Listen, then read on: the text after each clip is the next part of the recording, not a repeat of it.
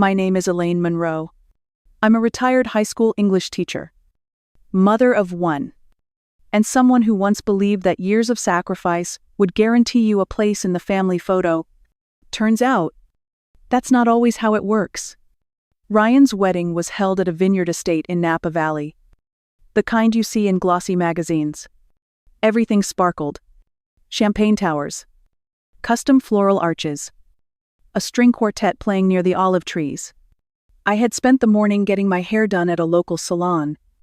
It took 3 months of budgeting just to afford that lavender beaded dress I picked from the clearance rack. I thought it looked elegant.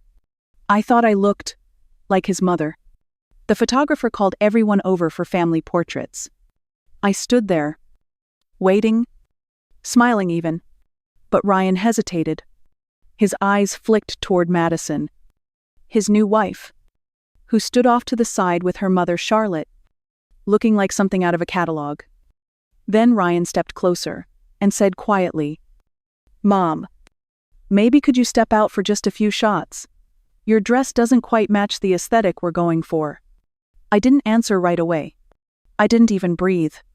My son was asking me, the woman who raised him alone, to step out of his wedding photo, and not for a better angle. For a better image, Charlotte glided forward in a shimmering silver gown that probably cost more than my car. She slid right into the space where I had been standing, placing her manicured hand on Ryan's arm as if she had always belonged there. The photographer adjusted quickly. The guests looked away, some too polite to stare, others pretending they didn't notice. I nodded once, my voice quieter than I expected. "Sure, I'll wait over there." I stepped away, heels clicking on the stone tiles. Back straight, face frozen. The sun was warm, the music sweet, the champagne golden, but I felt cold, like I'd just been erased.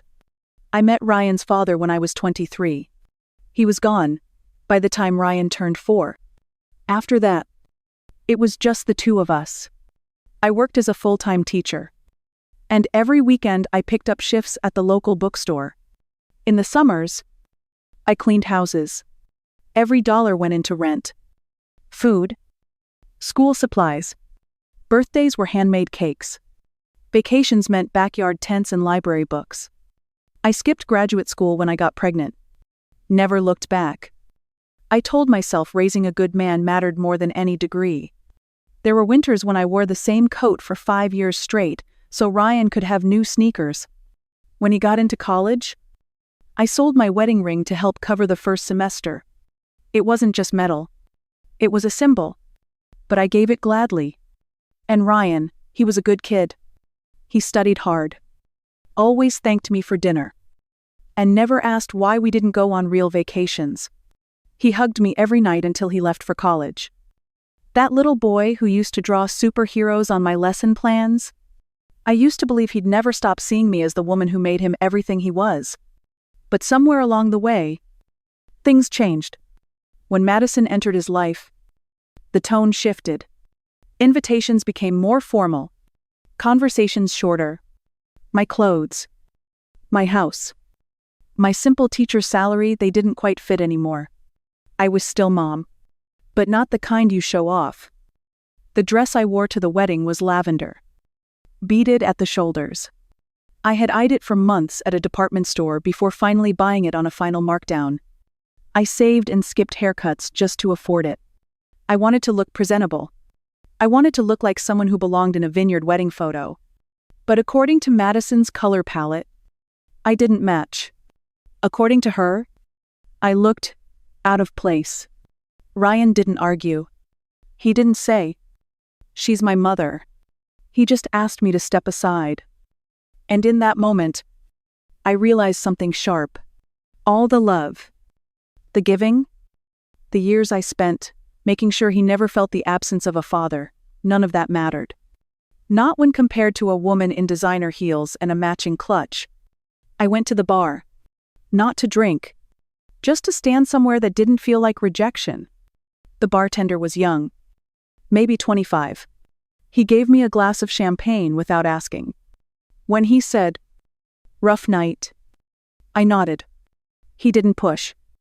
Behind me, the camera flashed again and again, immortalizing a moment where I wasn't needed, where I didn't belong, where the woman who gave everything was replaced by someone who arrived with a perfect gown and perfect teeth. I sipped slowly, my hand trembling just a little. He had never felt smaller. The bar was tucked in the far corner of the reception hall, shadowed just enough to make me feel invisible. I stood there watching guests sip champagne and laugh beneath chandeliers. I didn't move. I didn't want to. From my seat at the bar, I heard the clink of silverware against glasses. Charlotte rose to give her toast. Her voice carried easily across the marble and crystal. She spoke about elegance, legacy, family values. I waited for her to choke on the irony, but she never did.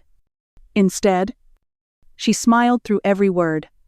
She talked about knowing your place in the world, about building strong appearances. People nodded. They clapped. I sipped my drink. It tasted sour. Then Madison stood. She thanked everyone for making her dream wedding possible. She called it magical. She said she couldn't have imagined a more perfect beginning.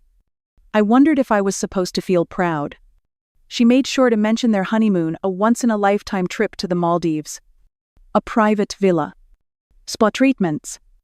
Ocean views. Her smile widened as she described it. I saw people glance around. Impressed. It was the kind of honeymoon people post about. The kind they use to announce that they've arrived. I caught a glimpse of her purse resting on the bar next to me. A corner of paper stuck out part of the itinerary. I tilted my head, pretending not to care. But I read enough. That trip. That account. That dream vacation. It had my fingerprints all over it. They didn't know. Of course. Ryan thought the money came from the wedding fund. A joint account I helped him set up under the guise of family support. Monthly deposits. Quiet transfers. A few thousand here. A few thousand there. I called it a gift. He never asked how I managed it on a teacher's pension. I had wanted to give them something beautiful. Something I never had. Something that would start their marriage with a sense of security. Turns out, what I really paid for was my own humiliation. My phone buzzed. It was an alert from my financial advisor. A trust fund update. I had forgotten I'd scheduled a review that weekend. Another account Ryan didn't know existed. 15 years of savings from an inheritance he'd never even heard about. Money I had set aside just for him. For his future. For when he was ready. For what Ton so he could erase me from his life, with clean lighting and coordinated colors. The bartender refilled my glass. I nodded thanks. Fingers tight around the stem. Then I stared out at the dance floor. Madison twirled. Her gown catching the light. Charlotte laughed beside her. Ryan was in the middle of it all. And I was watching from the shadows. Again. But something in me shifted. Just a little. The kind of shift that begins quietly but doesn't stop. I looked at my phone again. Then I smiled. Not because anything was funny. But because I finally remembered something important. Power doesn't always look loud. Sometimes, it looks like a woman sipping champagne. Planning quietly. Waiting patiently.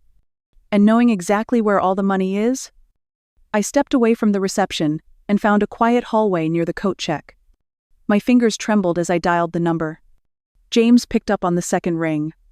Julia. This is unexpected. How's the wedding going? Enlightening. I said. I kept my voice even as I looked into a tall mirror across from me. My makeup was flawless. My hair still pinned just right. But something in my eyes had changed. They looked harder. Older.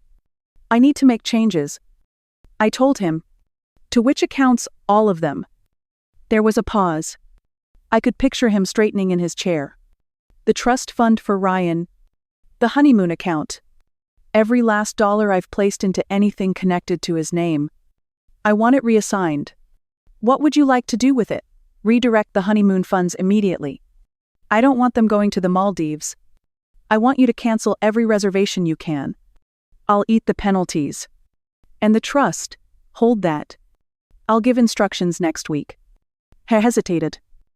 Julia, this is going to be expensive. Not as expensive as the alternative. Understood. I ended the call, then immediately called Linda. My sister. My anchor. She picked up with her usual chirpy voice. Hey you. How's the big event? How fast can you get 2 Americans placed in a volunteer program overseas? There was a pause. Then laughter. What are you planning? A honeymoon. The kind they'll never forget. Linda ran international programs through a nonprofit that worked in health, education, and rural development. They had sites across Africa. One, in particular, came to mind. Uganda. Remote. Real. Uncomfortable.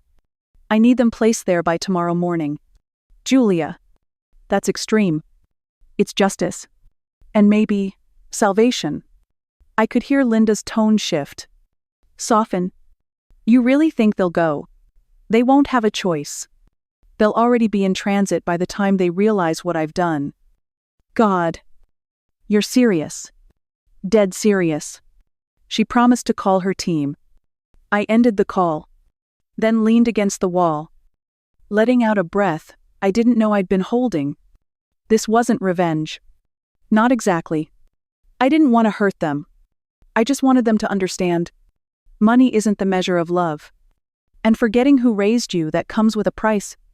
I returned to the reception just as the main course was being served. No one seemed to notice I had been gone. I slid into my assigned seat at the far end of the room. Not the head table. Of course. That was reserved for Ryan, Madison, and their perfectly polished new family. Aunt Sylvia leaned over and asked if I'd missed Charlotte's speech. I smiled politely. I'd heard enough from Charlotte to last a lifetime. The rest of the night passed in a blur. Toasts. Cake. Awkward dancing. I sat through it all with a calm I didn't quite recognize. When the final song played, I stood up and walked to the head table. Ryan turned. Surprised to see me. He gave me that stiff smile, the one that said he was trying. Madison looked up from her champagne with mild curiosity. I just wanted to say, congratulations. I told them. And I have a little gift for you both. Madison's face lit up. Oh. How sweet. What is it? It's a surprise. I said.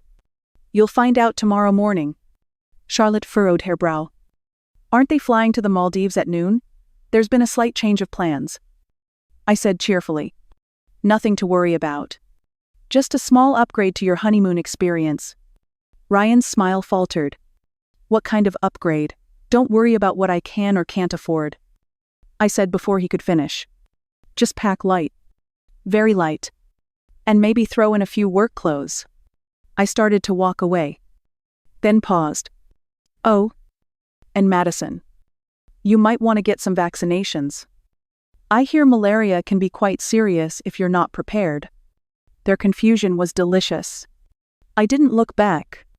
I didn't need to. The next morning, at 5:43 a.m., my phone buzzed. Ryan's name lit up the screen. I let it ring 3 times before answering. Mom.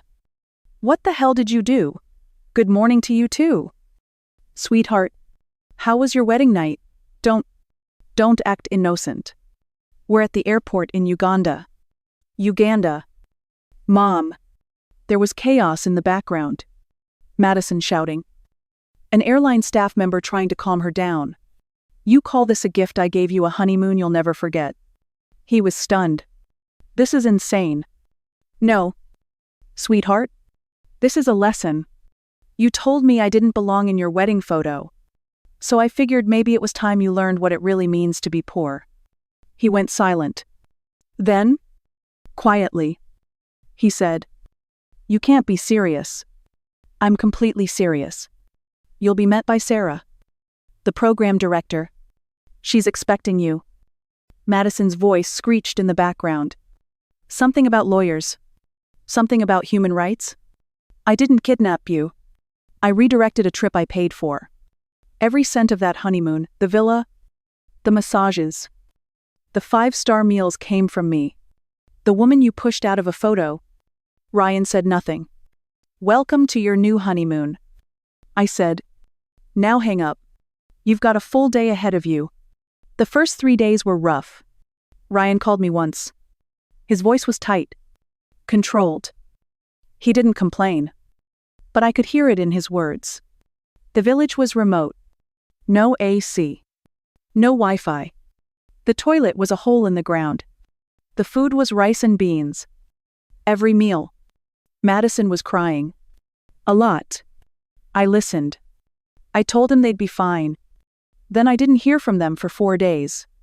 When they finally called again, the tone had changed. Ryan sounded tired. Softer. More unsure. He told me about Mama Grace. She was a widow with 4 children. Her husband died of an infection they couldn't afford to treat. She worked 16 hours a day collecting water, washing clothes, and growing cassava in the dusty soil. And every night, after she fed her children, she taught reading classes to kids in the village.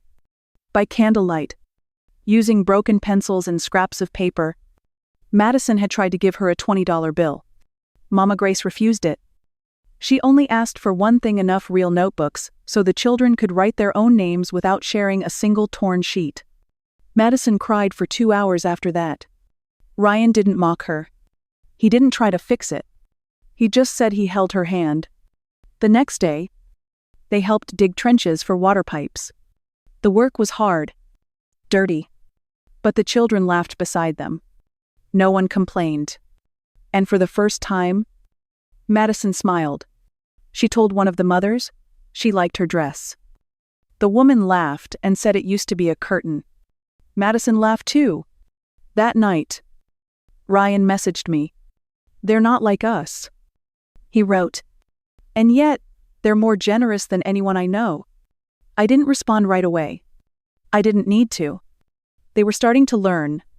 What I couldn't teach with words was being taught now. By dust. And heat. And kindness without condition. A week passed before Ryan called again. This time, his voice didn't sound like someone trying to control a crisis. He sounded changed. Mom, we delivered a baby yesterday. I froze. My coffee halfway to my lips. The village midwife had gotten sick. No one else was nearby. The pregnant woman had gone into labor early, and the clinic was 3 hours away. So they did what they could. Ryan helped build a stretcher. Madison held the mother's hand. They took turns carrying her across miles of uneven ground, switching shoulders when the pain got too much. When they finally reached the clinic, the baby was born. A little girl. They named her Amara. It means grace. Ryan's voice cracked when he said that. The mother looked at us like we were angels. He whispered, I've never felt anything like it. I didn't say anything. I couldn't. Madison came on the line after a long pause. Her voice was quiet, different from the sharp confidence she'd carried like a weapon. Mrs. Monroe, I'm so sorry. For everything. She began to cry. Not the kind of tears that come from frustration, but the kind that break out when your heart finally understands its own arrogance. She told me she'd spent her whole life thinking that expensive things made people better, that comfort and control meant success. But after watching a woman give birth on a dirt floor, surrounded by people with nothing but their hands and their hearts, she realized something. I've never helped anyone, she said. Not really. Not without expecting something in return. She paused, then said, I think I've been the poorest person in every room I've ever walked into. I didn't rush to comfort her. I let the silence do what words couldn't. Ryan came back on, his voice steadier now. We want to stay longer. There's a new clinic project starting next month. They need people. We want to help. I took a breath, trying to swallow the lump in my throat. Are you sure? We are. We want to finish what we started. And we want to do it right. That night, I sat by my window, and stared out at the small garden I'd planted years ago. I remembered little Ryan, hands covered in dirt, so proud to help me plant tomatoes. I thought about that boy, and the man he was becoming. He had found his way back to something real, and he hadn't done it alone. 3 weeks later, I received an email from Ryan. Attached was a draft proposal. A foundation. Their foundation. They were calling it the Hope Project, named after the baby girl they had helped deliver. The mission was simple: to fund small, community-led projects across East Africa: water wells, classrooms, mobile clinics.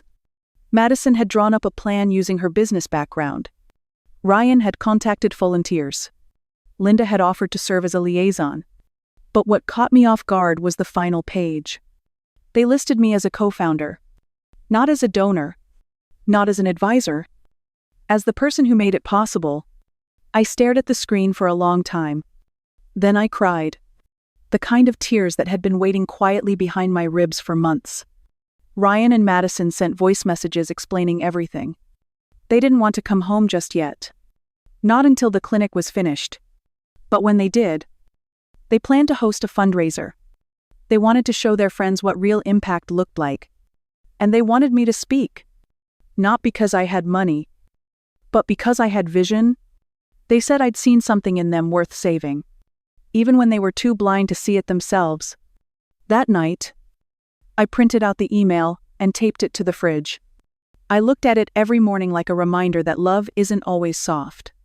That sometimes it takes steel in your spine to bring someone back to themselves. Madison wrote me separately too. She said she was journaling every night. She had a notebook filled with things she'd learned from Mama Grace. About sacrifice. About dignity.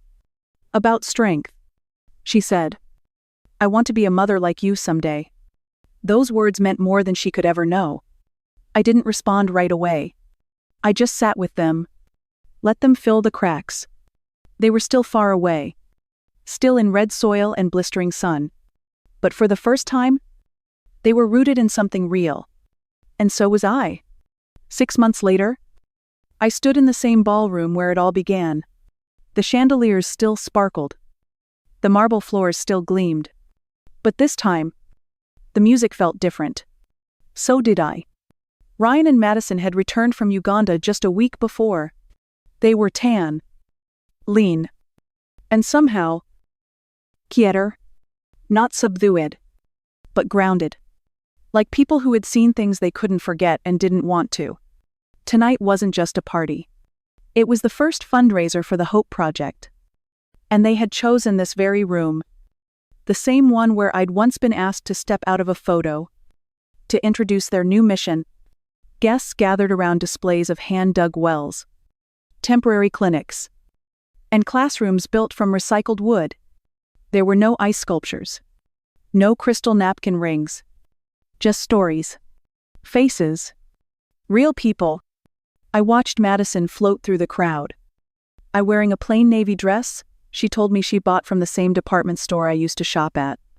She smiled easily, answering questions about the village, the children, and what $20 could do if given to the right hands. Ryan stood at the center of the room beside a projector screen, pointing to a photo of Amara, the baby girl. He talked about the clinic that saved her life, about the classroom they helped build, about Mama Grace, who taught them what wealth really meant. Then he called my name. People turned. I took a breath and stepped forward. I walked across the same polished marble floor that had once echoed under my retreating heels. But this time, I wasn't leaving. This time, I was being invited. Ryan reached out and held my hand. Madison stood on my other side. Her smile, soft and real. "We're here because of one woman," Ryan said. "Someone who gave everything without ever asking for applause. Someone who believed in us, even when we didn't deserve it." Applause rose around us. Not the polite kind. The warm kind. The kind that sticks to your skin. Behind us, a new photo flashed on the screen. It was me, in that lavender dress, standing at the bar, taken from behind, but unmistakably me. Underneath it, in bold letters, it said, "The moment we began to change." I looked at them both. My son, my daughter-in-law, the people who once made me feel like I didn't belong, and I realized something. They had become the kind of people who made space, who lifted others up, who remembered where they came from. After the event, I stood alone for a moment near the gift table. No silver platters, no designer wrapping, just a stack of envelopes, and a vase of wildflowers. Madison came over and slipped her arm around mine. We kept one photo from the wedding, she said. The one we took before we asked you to step aside. We had it enlarged. I raised an eyebrow. It's hanging in our living room now, she said, as a reminder of who we don't ever want to be again. I smiled. Not because everything was perfect, but because, somehow, it was whole. Sometimes, the best gifts don't come wrapped in boxes. Sometimes, love looks like saying no when it's hardest. Sometimes, healing walks quietly, in comfortable shoes, carrying nothing but a story.